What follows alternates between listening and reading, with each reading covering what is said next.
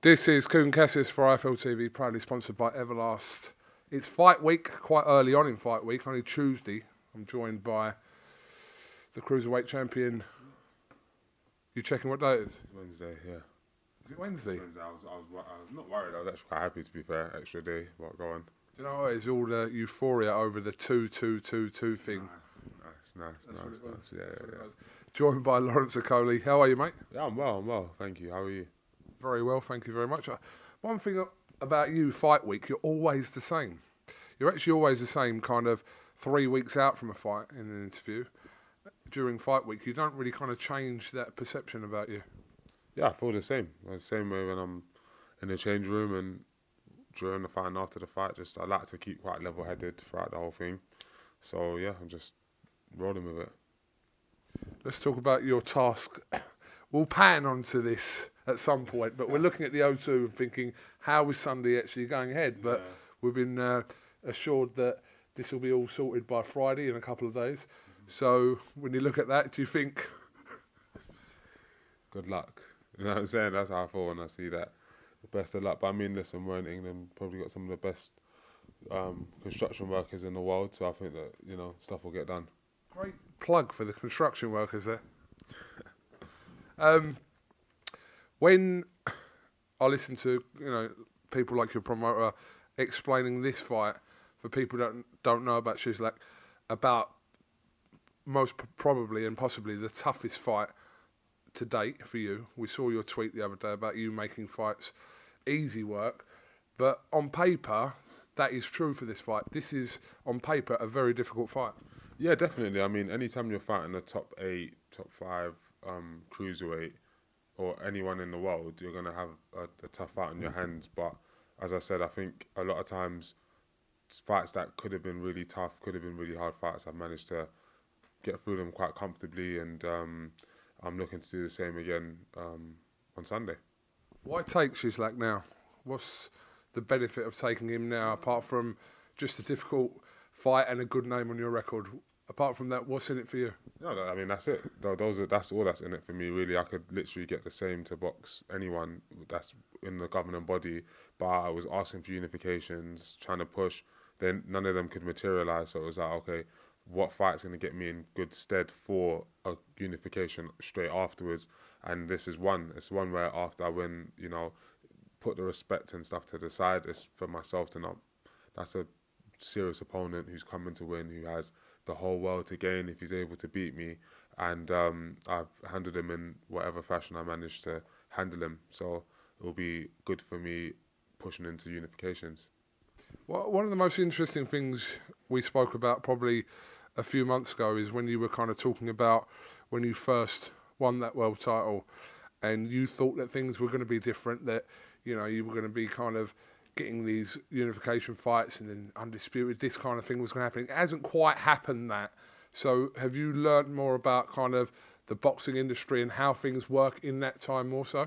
Yeah, no, definitely. And also just in life, we all have our plans and aspirations, but it takes 2 to tango, sometimes 10 to tango in boxing. So I've kind of just understood, just take it one fight at a time, one punch at a time, and as long as I continue to win and look impressive like I have of late, stuff will happen. Where the stigma around the cruiserweight division for years has been, it's kind of, for me as well, at the top it's very, very strong. Below that there's kind of a gap there, which is always left for someone to come in and kind of maybe make a name for themselves. But you've done things the right way. You've done the British kind of, that European, you've done that route onto world level. But has it been difficult to get yourself matched?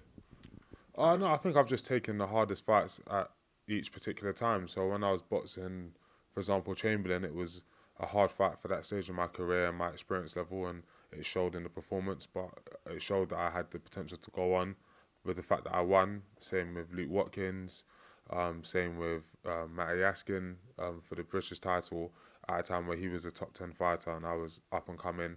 I think it was my 10th fight. Wadi Camacho, who, at the time was a Commonwealth champion. Eves, who was with Dominic Ingle, etc. for the European title. He was Ring Magazine #6 at the time. So it was a hard fight for that stage of my career, but because I get through them, it kind of just gets pushed to the side. But I know what it meant at that stage. Same with the world title. At the time, it was, could he, but I managed to do it in good fashion, so it kind of gets pushed to the side. And same with this fight. Now we say it's a hard fight, but after I've dealt with it in the way I hope I do, it'll just be pushed down and we'll be looking for unification. So it's just, one step at a time. When people talk about Lawrence Okolie, the first thing they refer to is an awkward style. Are you happy to have that as kind of your tag of being awkward? There's a lot more to your game, we know that. But I'm saying the first thing that is referred to is how awkward you are for opponents to face. But is that a tag that you like having? Now it is. Initially, because I understand that a lot of people just don't understand what I'm doing in there, including other boxers, until people come and spar me consistently and we're like, okay, there's some method to the madness. Like, there's a reason why I was so inexperienced and I got to Olympics, or I don't really like using the experience as an excuse or anything, but, I've managed to get to the Olympics, then I managed to win a world title in this, in this time period. And I think it is down to some of the madness that I'm able to do while I'm boxing, just mentally as well, with me and my opponents. Like, it's hard when you're not in there to kind of understand. Like, I'm quite good at reading the body language, the breathing, the pace of the fight, controlling what's going on, and a lot of stuff I do is kind of it's not really expressed by people might not understand what's going on except for the person that's losing the fight. So long story short, I like the title. I'm just happy that now with Shane and with age and experience, I'm getting a little bit more refined, and the knockouts are a little bit cleaner and making a little bit more sense. Do you know, when you talk about awkward fighters and any kind of negativity pointed towards yourself, the first name that comes to me is... Sorry? Housekeeping. Floyd Mayweather, because towards the back end of his career, received a lot of criticism, a lack of knockouts, etc., but defensive genius, kind of got that tag, but wasn't always for kind of the casual fan that wanted to come and see knockouts. Now, we know you can punch and you do that, but when you kind of look at fighters like that got criticism over their style, which isn't always fan-friendly, but he knows what he's doing and the opponent knows what he's doing, which is pretty much what you're saying. No, 100%, but the blessing is I'm a much bigger guy and I have 1 punch, 2 punch knockout power. Do you know what I'm saying? So with all the awkwardness, I can hit hard enough to take someone out at any time. As soon as it connects clean, it's usually the beginning of the end of the fight. But yeah, I mean, listen, I'm no Floyd Mayweather, but I'm, like I said, underrated. Like, how many times have you seen me caught clean in my boxing career? And I've been in there with guys who've trained their whole lives to hit people clean. So there's obviously a method to the madness, but Sunday will be a good opportunity. If I can go in there and win that one convincingly, comfortably, control the range, control the pace, back him up when I feel like it or when I need to, give ground when I need to, and get a good, clean stoppage, I think, it will be another step in the right direction. Do you look at yourself as an underrated fighter? Not yet. You know what I mean? I think if I'm able to go on and do what I anticipate I'm going to do, and I'm not rated, then yes. But at this stage, I think, winning a world title is amazing, but if people are negated or navigated the right way, they can do it. Do you know what I'm saying? So I think it's good to have it done, and I feel honoured and blessed, and I'll defend it with my life on Sunday. But I think that there's more to be done out there to really solidify yourself as like a top name. Do you know what I'm saying? And I think that it's right around the corner with a few more good wins. I can't remember who it was. Somebody told me that Bradis was going to be there on Sunday doing some commentary work. Is that accurate? Is that true? I heard that today from Eddie, so I think it is probably likely. He's really interested in clout at the moment, so what better way to come and get it done than come to a fight? But at least this is in the right way. So it'd be good. It'd be good to see him. Obviously, I'm going to focus on Cieslak, which is a potentially tough fight. But if I'm able to get the knockout, then me and him can have a little chat afterwards and see what can be done. I find it interesting because obviously that's the fight that you've kind of wanted and was talked about for quite over the last year or so. You and Breeders. That hasn't happened. Obviously, you're fighting Cieslak on Sunday, but I find it interesting that he's actually coming over here to attend your fight. I'm assuming maybe the Jake Paul situation has gone a different route for Marius. So, but he's here, which is actually quite positive that he's coming to your fight because we know that's the fight that you're kind of eyeing up at some point this year. Yeah, no, 100%. It's a positive sign. He does have a mandatory before he can fight. Maybe I don't know if unification's kind of. I don't know how it works. I've realised that now. I just have to hope for the best and keep winning. But it's a positive thing. It'll be good for us to see each other in real life, and I won't let it distract me before the fight. But straight after, it'll be good. I mean, me and him have swapped messages on Instagram, and I tried to meet him in person a few times, but I guess Sunday we'll get to do it, and it'll be with the WBO belt on my shoulder. Will you ask him about the tattoo? I'll like to see if it's real. Hopefully he wears shorts or whatever to the fight, but we're in England, so maybe not. But not really. It's not really none of my business. What's my business is if me and him are gonna fight. Because no matter what, yeah, it might sound, he's still a good fighter. Like it doesn't go away because he's doing crazy stuff. It's like if me and him were gonna fight, it's still a serious, tough fight. So I've got respect for him as a fighter, not so much as a clout chaser, if that makes sense. But as a man, even he's like, from what I know of him, from a spectator, you know, used to be in the police or the army or something like that. Solid guy. Obviously, it's NWA when it comes to that, but we'll see what happens. 5 years. 5 years next month, actually. You've turned pro back in 2017. Has it gone quick for you? Yeah. I'm getting old. It happens, you know what I'm saying? Fortunately, I still feel fresh, but it's when you put it that way, you've got, you know, the Ben Whitakers, you've got the new crop of talent coming in every year.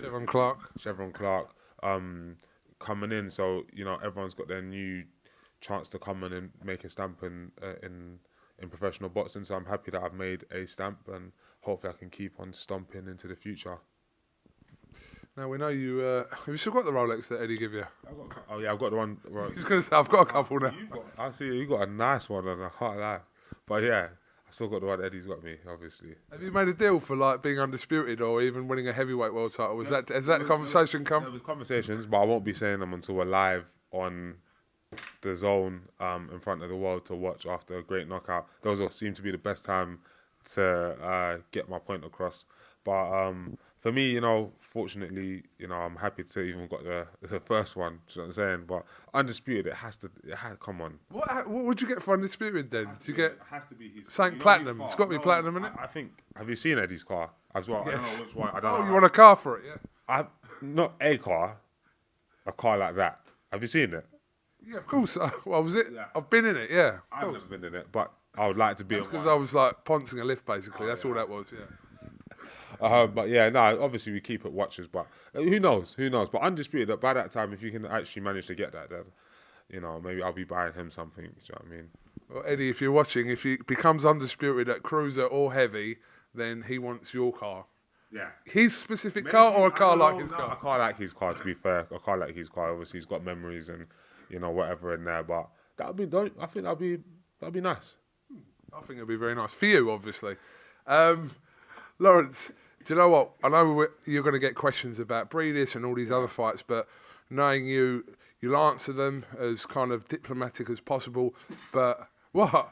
No, it's just, I hear that too much in my life. It's just so diplomatic and but no, but what I'm saying to you is, the point I'm trying to make is that the focus on Sunday is everything to you, and you're going to get questions about other fights, etc. But people need to realise.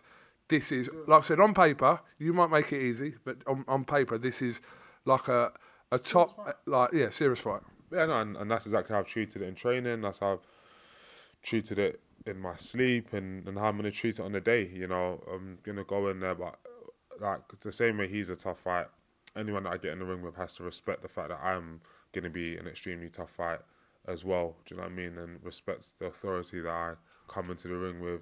Not just as a champion, because that's just a title, but as an athlete, as a boxer, as a fighter. So I'm looking to, demonstrate. Okay, well, listen, coming away, just one more question, coming away from your fight, the fight with Dillian Whyte and Tyson Fury looks nearer. It's always a drama in that kind of situation, but what do you reckon about that fight? I think that's a great fight. I think obviously Tyson Fury should be the favourite going into that fight. He's had some really A-class wins. If you look at his career, which I have obviously as a fan, same with Dylan, you look and say, you know, Tyson Fury has boxed, you know, the Derek Chisoras, the twice, in fact, Deontay Wilder 3 times in great fights, Klitschko. So he's been in some really huge, high-profile fights with all the pressure in the world. Dylan obviously has been in high-pressure fights, you know, him against Chisora, him against all of these fights of the last few years. So they're both going to be seasoned for that. I just think that stylistically, Tyson Fury has boxed against people who are similar-ish to Chisora, to Dylan, and come out on top, where we haven't seen people with similar styles to Tyson Fury and against White, so it's hard to make a reference in that aspect. But heavyweight boxing, it's always one punch, and also Dylan is someone who you know, or Dillian is someone that you know is always going to come and go 100%, you know. So that poses some clear threats for Tyson. But it's a good fight, but I would say Tyson is the favourite. I remember them years ago when you and Dillian had a little bit of back and forth back in the day.